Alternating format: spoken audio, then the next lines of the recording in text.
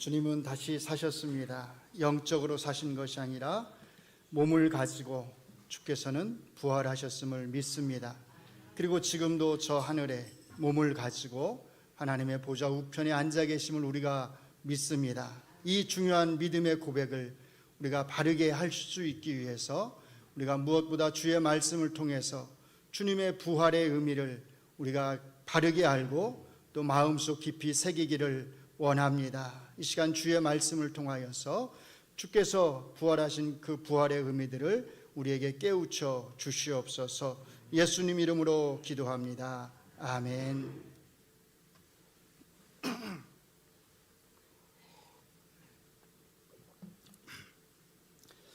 지난주에 저희가 예수님이 붙잡히신 이후의 상황, 예수님께서 어떻게 종교 지도자들과 빌라도 총독에게 재판을 받으셨는지 그 과정, 그리고 시간에 따라서 어떤 심판과 재판이 이루어졌는지를 우리가 살펴보았습니다.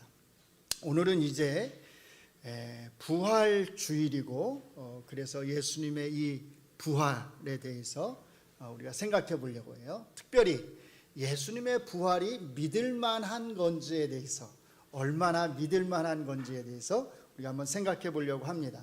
저희가 본문으로 20장 1절부터 18절까지 읽었는데요, 다루는 내용 전체는 21장 14절까지 여러분들이 생각하시면 좋겠어요. 그래서 여러분들이 오늘 예배를 마치고 돌아가시면 꼭 21장까지, 그러니까 20장과 21장을 같이 읽어보시면 되는 겁니다. 꼭 한번 꼼꼼하게 잘 읽어보시기를 부탁을 드립니다. 예수님의 부활이 믿을만 할까요? 여러분은 예수님의 부활이 믿을만 합니까? 누군가 여러분에게 아니 지금이 어느 시대인데 아직도 그런 걸 믿어? 그런 걸 어떻게 믿을 수 있어? 라고 그렇게 말을 한다면, 묻는다면 여러분은 어떻게 대답을 하시겠습니까? 그냥 열심히 신앙생활을 하다 보니까 어느 순간에 저절로 정말로 예수님이 부활하셨구나 라고 하는 게 혹시 믿어진 건 아닌가요?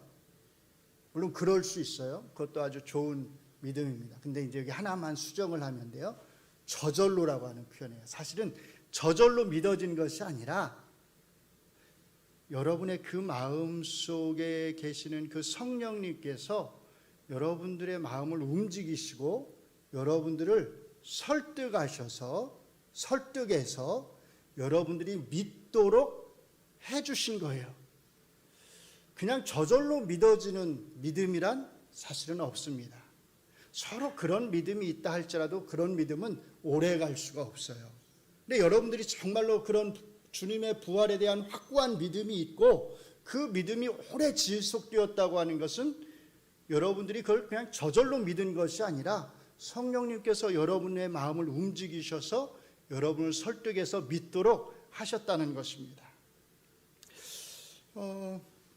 그런데 더 중요한 사실이 하나 있습니다. 사실은 성경은 우리에게 주님의 부활에 대해서 말할 때 그냥 무턱대고 야 주님이 부활하셨으니까 그냥 믿어 라고 말하지 않는다는 거예요. 특별히 요한복음은 더욱더 그렇습니다. 그래서 오늘은 이제 요한복음이 특별히 예수님의 부활에 대해서 우리에게 말하는 것, 얼마나 믿을만하게 요한복음이 우리에게 예수님의 부활을 증거해 주고 있는지를 우리가 한번 살펴보려고 그래요. 먼저 마태, 누가, 요한 이 세 개의 복음서를 보시면 이 세 개의 복음서는 전체적으로 예수님이 부활하셨다고 하는 그 한 증거로서 뭘 제시하냐면 빈 무덤을 제시합니다. 무덤이 어떻게 되어 있었어요? 비어 있었어요. 분명히 그 안에 예수님을 매장을 했는데 안식 후 첫날 새벽에 와서 보니까 예수님의 몸, 시체가 사라졌다는 겁니다. 그런데 한번 잘 생각해 보시면 예수님의 무덤이 비어 있었다고 하는 이 사실 자체만으로는 사실 예수님이 부활하셨다고 하는 강력한 증거가 될 수는 없어요. 왜 그럴까요? 다른 가능성이 사실은 열려져 있잖아요. 어떤 가능성이요? 누군가 그 시체를 훔쳐갔을 수 있잖아요. 사실은 오늘날에도 이제 그 무덤 같은 걸 이렇게 도굴 하는 사람들이 있지만 당시에도 시체를 훔쳐가는 사람들이 있었다고 합니다. 누군가 이 예수님의 시체를 옮겨 놓았다면 또는 훔쳐간 것이라면 누가 그렇게 했을까요? 우리가 쉽게 생각할 수 있는 건 아마 이해 당사자들일 거예요. 그러면 크게 두 가지 가능성을 생각해 볼 수 있습니다. 하나는 종교 지도자들이 예수님의 시체를 다른 곳에 옮겨놓고서 알려주지 않았을 가능성이 있어요. 원래 로마법에 따르면 십자가형에 처해진 죄수들은 십자가에 매달린 채로 그냥 놓아두도록 되어 있었습니다. 그래서 독수리 밥이 되도록 한 거예요. 왜냐하면 최대한 뭘 주는 거예요?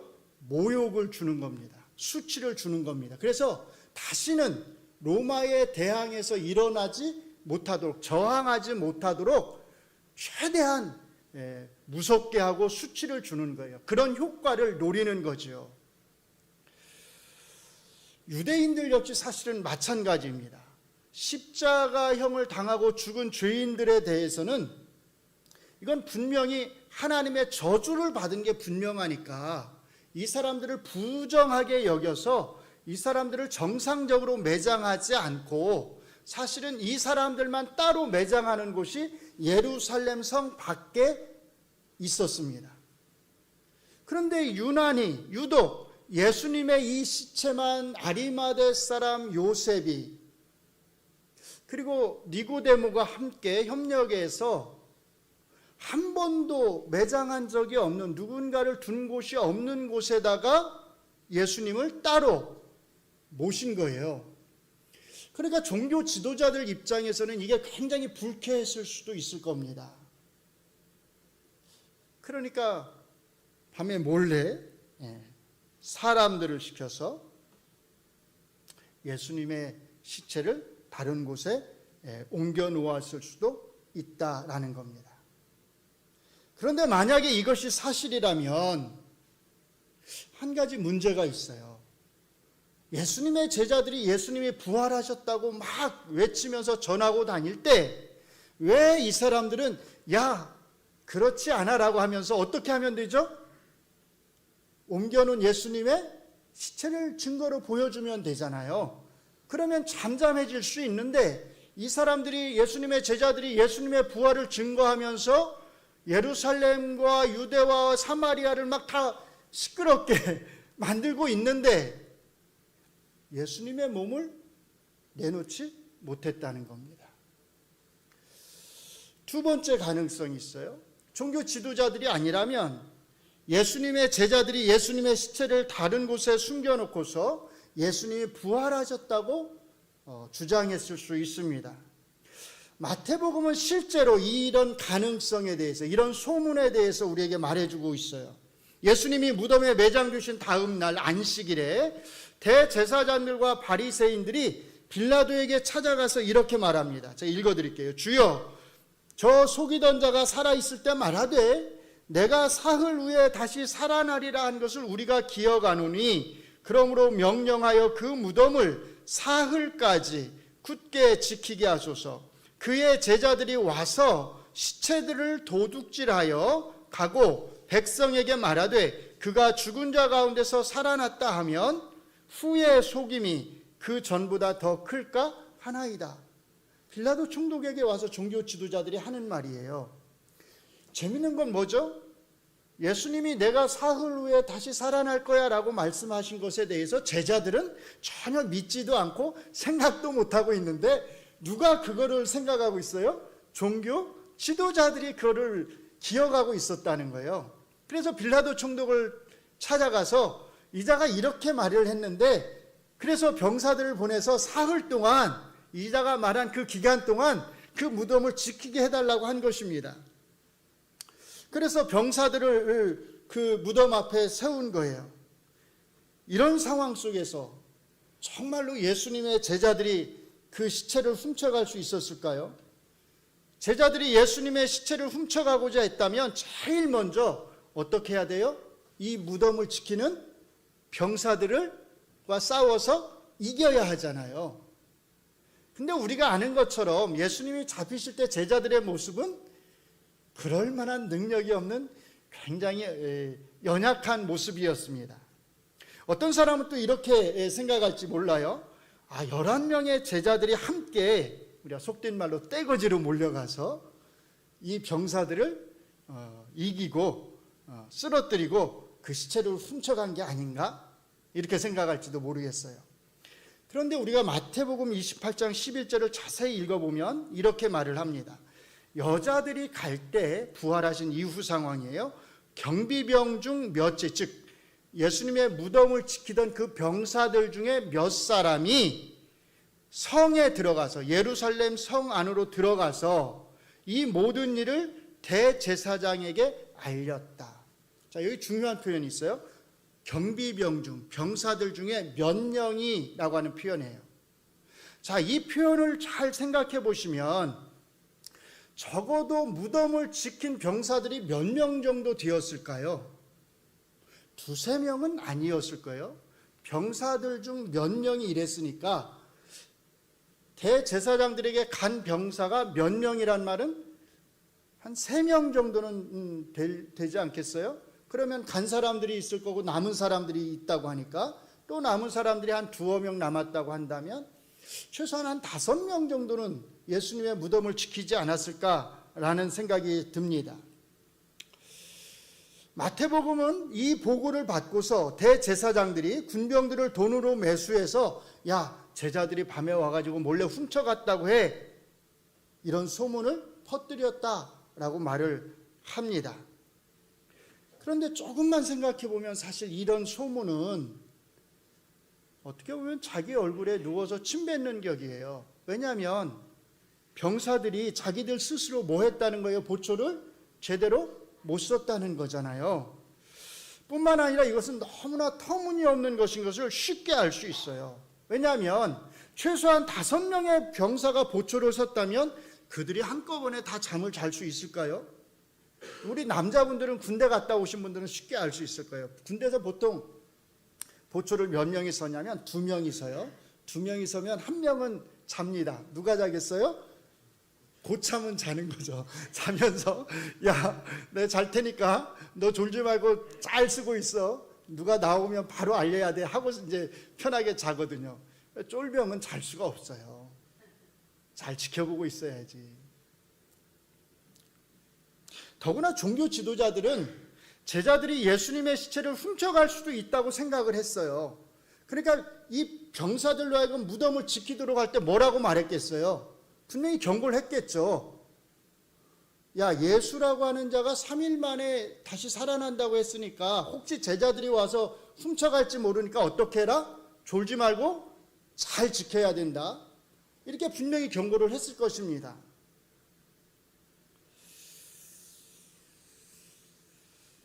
자, 그럼에도 불구하고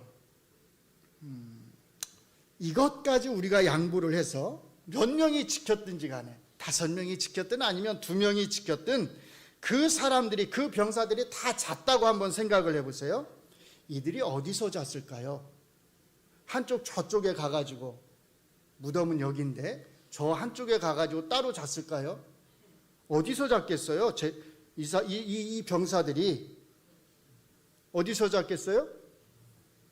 그 앞에서 잤겠죠. 그렇죠? 아마 그 무덤 바로 앞에서 잠을 잤을 것입니다. 자, 그러면 제자들이 제일 먼저 해야 될 일은 뭐냐면 이 시체를 훔치기 위해서 무덤을 막고 있는 돌을 옮겨야 돼요. 누굴 피해서요? 이 병사들을 피해서. 그렇죠? 무덤을 막고 있는 돌은 혼자서 쉽게 옮길 수 있는 그런 돌이 아니었어요. 왜냐하면 무덤에 한 사람의 시체를 가지고 들어갈 정도라고 생각을 해보세요. 그렇죠? 그러면 그 무덤은 적지 않은 크기였을 것이고 그 무덤의 문을 막는 돌은 그 무덤보다는 조금 더 컸을 것이고 최소한 같았어야 한다는 겁니다.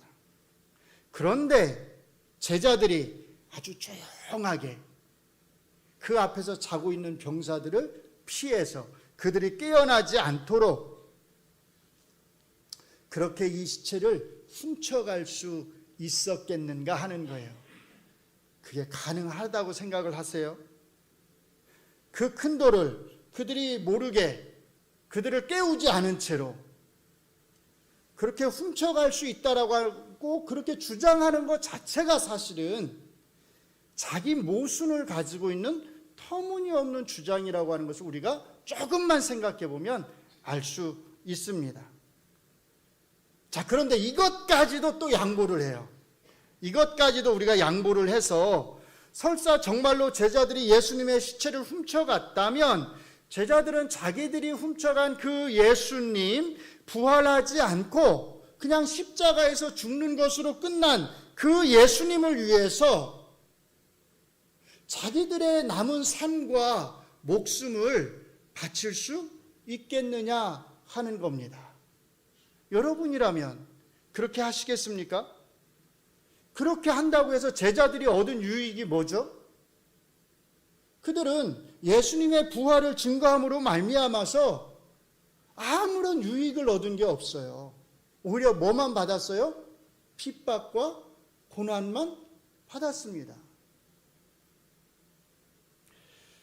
고난과 죽음 위에 아무것도 이들이 얻은 게 없어요. 그러므로 빈 무덤 자체가 사실 예수님의 이 부활을 증거해주는 아주 강력한 중요한 증거였다는 것을 우리가 알 수 있습니다.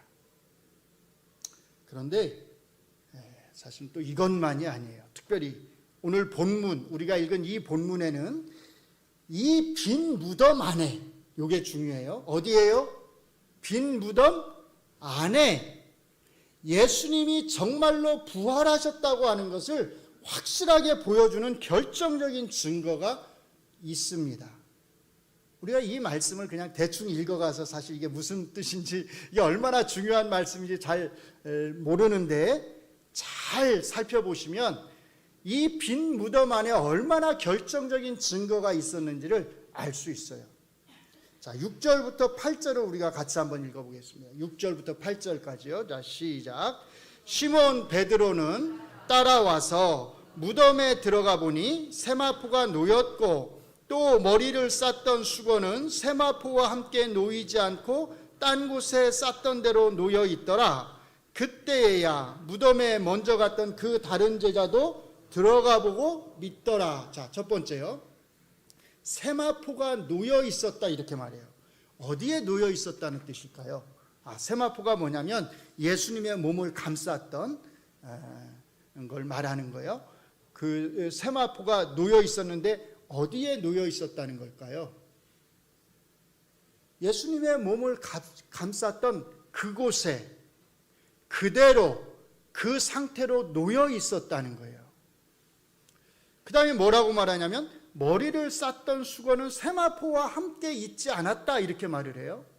이게 무슨 뜻이냐면 만약에 누군가 예수님의 시체를 훔쳐갔다면 둘 중에 하나일 거예요. 세마포와 수건이 흐트러져 있던지, 그렇죠? 아니면 예수님의 시체를 가져가고 그러니까 이걸 싹 세마포를 푼 후에 수건을 벗긴 후에 어떻게 했겠어요? 잘 포개서 한쪽에 놓아두었던지 했겠죠.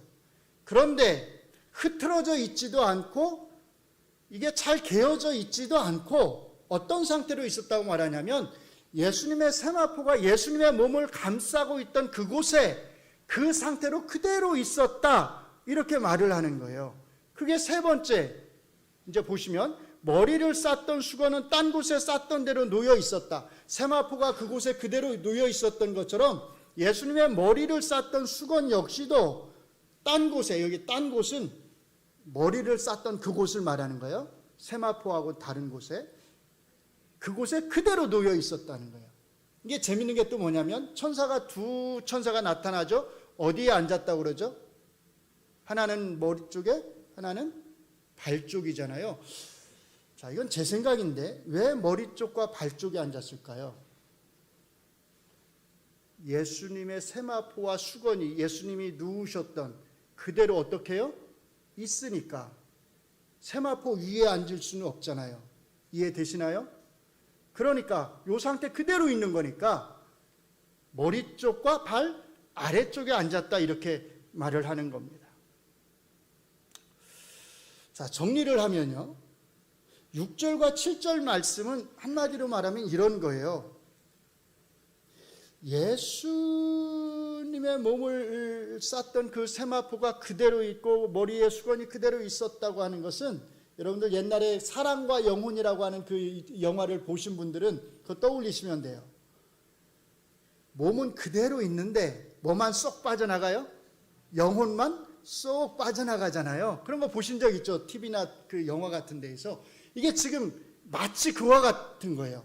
예수님의 몸이 이렇게 일자로 있는데, 세마포와 수건에 쌓여서 있는데 몸만 쏙 빠져나가고 세마포와 수건은 그대로 그 자리에 그 상태로 있었다는 거예요. 별로 안 놀라시는군요. 예. 이게 굉장히 놀라운 건데. 자, 생각해 보세요. 병사들이든 예수님의 제자들이든 아니면 또 다른 어떤 제3자든 누군가가 정말로 예수님의 시체를 훔쳐갔다면, 그래서 정말로 다른 곳에 옮겨놓은 것이라면 어떻게 이렇게 예수님의 몸만 쏙 빠져나가고 세마포와 수건이 그 상태 그대로 그곳에 있을 수 있었겠느냐라는 거예요. 이것을 설명할 수 있는 것은 뭐밖에 없다? 부활밖에 없다는 겁니다. 그래서 8절에 그렇게 말하는 거예요. 그때에야, 그때가 어느 때예요? 언제요? 세마포와 수건이 그 자리에 그 상태 그대로 있는 것을 보고서야, 누가요? 그 다른 제자, 베드로와 함께 예수님의 무덤에 달려갔던 그 제자가 그것을 보고 어떻게 했다고요? 믿었더라. 단순히 예수님의 시체가 사라져서 이 다른 제자가 예수님의 부활을 믿은 게 아니라, 보니까 세마포와 수건이 그 자리에 그대로 있는 거예요. 이거는 부활 외에는 예수님이 정말로 말씀하신 그대로 부활하신 게 아니고서는 이것을 설명할 수가 없었다는 겁니다. 그러니까 이것을 보고 이 다른 제자는 예수님이 정말로 말씀하신 대로 부활하셨구나라고 하는 걸 믿었다는 겁니다. 그런데 또 재밌는 게 뭐냐면, 이 제자는 예수님의 부활을 이렇게 믿었으면서도 자기가 믿은 그 부활에 대해서 다른 누구에게도, 제자들에게, 심지어 같이 달려왔던 베드로에게도 이 부활에 대해서, 자기가 믿는 부활에 대해서 말하지 않았다는 겁니다. 쉽게 말하면 자기 혼자 그냥 속으로 믿었다는 거예요. 왜일까요? 빈 무덤, 세마포와 수건의 위치와 장소 등을 볼 때 예수님이 부활하신 게 너무나 분명한데, 그럼에도 불구하고 여전히 아직까지도 뭔가 예수님의 부활에 대해서 확신할 수 없는 그런 게 있었다는 겁니다.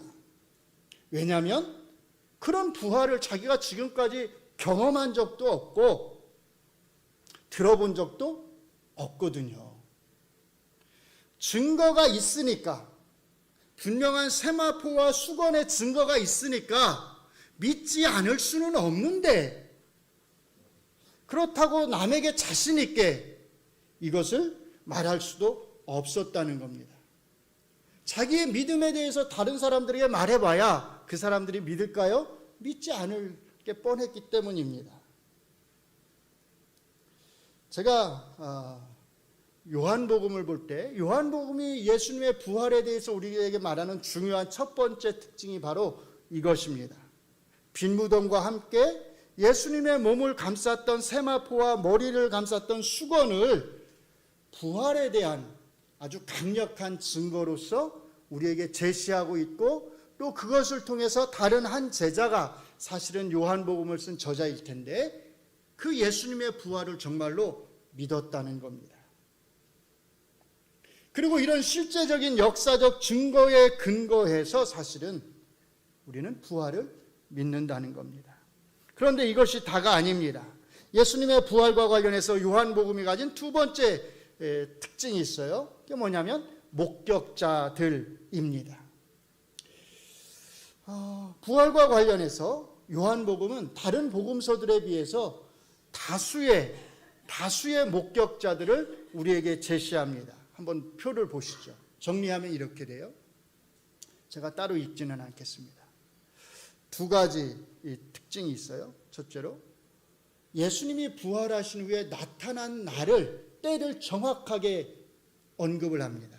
빨간 글씨로 표시되어 있죠. 그 다음에 예수님이 부활하셔서 나타나신 순서를, 그리고 누구에게 나타났는지를 정확하게 말하고 있다는 겁니다.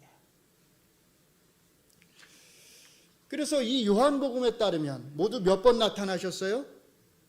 4번. 그렇죠? 이것은 그만큼 이 예수님의 부활이 믿을만 하다는 겁니다. 그런데 요한복음의 저자는 예수님이 실제로 4번 나타나셨음에도 불구하고 첫 번째 막달라 마리아에게 나타나신 것은 빼놓고 제자들에게만 나타나신 것과 관련해서 21장 14절에서 이렇게 말합니다. 읽어드릴게요. 이것은 예수께서 죽은 자 가운데서 살아나신 후에 세 번째로, 이건 갈릴리에서 나타나신 건데, 제자들에게 나타나신 것이다. 여러분들이 집에 돌아가셔서 21장을 꼭 읽으셔야 됩니다. 세 번째라고 하는 횟수를 요한복음의 저자는 강조하고 있는 거예요. 왜냐하면 그만큼 믿을만하기 때문입니다. 요한에게는 이 셋이라고 하는 숫자가 사실 중요한 의미를 갖는 것 같아요. 왜냐하면 우리가 요한 1서 5장에서 보았듯이 그리스도의 그 육체적 십자가 죽으심, 실제로 사람의 몸을 입고 오셨다고 하는 그 증거로서 세 가지를 제시하잖아요. 뭘 제시했죠? 성령과 물과 피를 제시하잖아요. 그래서 이렇게 표현해도 된다면 부활하신 예수님이 적어도 요한복음을 쓰고 있는 이 저자에게 있어서는 이제 더 이상 나타나지 않으셔도 뭐 하단 거예요? 충분히 믿을만 하다는 겁니다. 정리하면 요한복음은 예수님이 부활에 대해서 단순히 이 목격자들의 증언만 내세우면서, 야, 제자들이 보았다고 하니까 믿어, 그냥 믿으면 돼, 보았다고 하잖아, 이런 식으로 말하지 않는다는 겁니다. 빈 무덤과 세마포와 수건이 놓인 그 위치와 상태 같은, 예수님이 정말로 부활하신 게 아니라면 도저히 설명할 수 없는 사실적인 역사적 증거가 충분하다는 겁니다. 처음 질문으로 돌아가서요. 믿지 않는 사람들이 아니 아직까지도 어떻게 그런 걸 믿을 수 있어 라고 말한다면, 아니 어떻게 부활을 믿느냐고 묻는다면, 저는 그런 사람들에게 되묻고 싶어요. 아니 어떻게 부활을 믿지 않을 수 있어요? 아니 어떻게 예수님의 부활을 믿지 않을 수가 있죠? 증거가 이렇게 명백한데 말입니다. 우리에게는 목격자들만 있는 게 아닙니다. 우리는 목격자들의 증언에만 의존해 있는 게 아니라는 거예요. 뭐가 있어요? 역사적인 사실적 증거가 있어요. 우리에게 아니 어떻게 그런 걸 믿을 수 있어요? 라고 말하는 사람들은 우리에게 설명할 필요가 있어요. 뭐를요? 어떻게 빈 무덤이 있을 수 있는지, 그리고 그 자리에 예수님이 누우셨던 그대로 세마포와 수건이 그 상태로 놓여져 있었는지를 우리에게 설명을 해야 우리가 부활을 믿지 않을 수 있다는 겁니다. 그런데 지금까지 그 어느 누구도 이것을 설명한 사람이 단 한 명도 없다는 겁니다. 그러니까 그런 걸 어떻게 믿을 수 있어요? 라고 우리에게 말하는 사람들은 그냥 주장만 하는 거예요. 우리가 주장만 하는 게 아니라 사실은 그들이 주장만 하는 거고, 우리는 목격자들의 증언과 역사적 사실에 근거해서 예수님의 부활을 믿는 겁니다. 뿐만 아니라 한 차례도 아니고 무려 4차례에 걸쳐서 부활하신 예수님이 나타나셨습니다. 그 중에 2번은요, 1명도 아니고 2명도 아니고 3명도 아니고 최소한 10명의 제자들에게 나타나셨습니다. 또 한 번은 7명의 제자들에게 나타나셨어요. 물론 이 제자들이 10명이 7명이 한꺼번에 다 집단적인 망상에 걸렸다고 주장할 수 있습니다. 아니면 이 사람들이 다 입을 맞추어서 예수님이 부활했다고 그렇게 우리가 거짓말하자, 이렇게 입을 맞추었을 수 있습니다. 그렇게까지 부활을 믿지 못하겠다고 하는 사람들을 향해서는 그냥 우리가 웃어줄 수밖에 없어요. 더 이상 할 이야기가 없는 거지요. 사랑하는 성도 여러분, 잘 기억하시기 바랍니다. 우리는 아무 증거도 없이 제자들의 일방적인 주장에만 의지해서 우리가 부활을 믿는 게 아닙니다. 우리는 명백하고 강력한 역사적, 사실적 증거들에 기초해서 제자들의 증거를 믿는 것입니다. 그렇기 때문에 제자들의 이 주장을 믿지 않는 것보다 믿는 게 더 합리적이라는 겁니다. 부활에 대한 우리의 믿음은 단순히 신앙적인 믿음이 아닙니다. 역사적 증거에 근거한 합리적인 믿음입니다. 부활을 부정하는 증거보다 오히려 부활을 지지하고 입증하는 그 증거가 더 강력하다고 하는 것을 여러분들이 아셨으면 좋겠습니다. 그래서 누구에게든지 자신 있게 예수님의 부활을 증거하고 설명할 수 있기를 바랍니다. 예수님은 도마에게 이렇게 말씀하셨습니다. 내 손가락을 이리 내밀어서 내 손을 보고 너의 손을 내밀어서 내 옆구리에 넣어보라. 그리하여 믿음 없는 자가 되지 말고 믿는 자가 되라.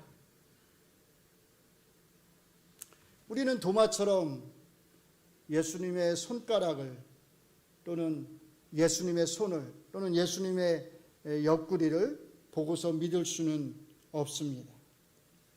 그러나 우리에게는 뭐가 있어요? 하나님의 말씀인 성경의 증거가 있습니다. 아직까지 예수님의 부활을 혹시라도 믿지 못하는 분이 계시다면 이 성경의 증거를, 특별히 요한복음 20장과 21장을 꼼꼼하게 한번 잘 살펴보시기 바라고요. 그리고 믿음 없는 자가 되지 말고 예수님의 말씀처럼 믿는 자가 되시기를 바랍니다. 그리고 도마와 함께 예수님은 나의 주님이시요 나의 하나님이십니다 라고 고백할 수 있기를 주의 이름으로 축원합니다. 기도합니다. 하나님, 우리에게 우리 주 예수 그리스도의 육체적 죽음과 부활을 믿지 않고서는 견딜 수 없는 그런 마음을 주시고 그 주님의 부활을 믿는 믿음으로 살아가게 하심을 감사합니다. 이 부활은 단순히 예수님의 부활을 목격한 제자들의 입술을 통해서만 증거된 것이 아니고 너무나 명백하게 성경은 우리에게 예수님이 부활하셨다고 하는 것을 증명해 보이고 있습니다. 주의 성령께서 우리의 마음을 여시고 우리를 설득하셔서 이 증거를 우리가 무시하지 않게 하시고 이 증거를 우리가 존중하면서 우리 주 예수 그리스도를 향하여서 예수님은 나의 주님이시고 나의 하나님이십니다라고 하는 믿음의 고백이 우리 동작 중학교에 속해 있는 모든 성도들의 입술에서 나오게 하여 주시옵소서. 예수님 이름으로 기도합니다. 아멘.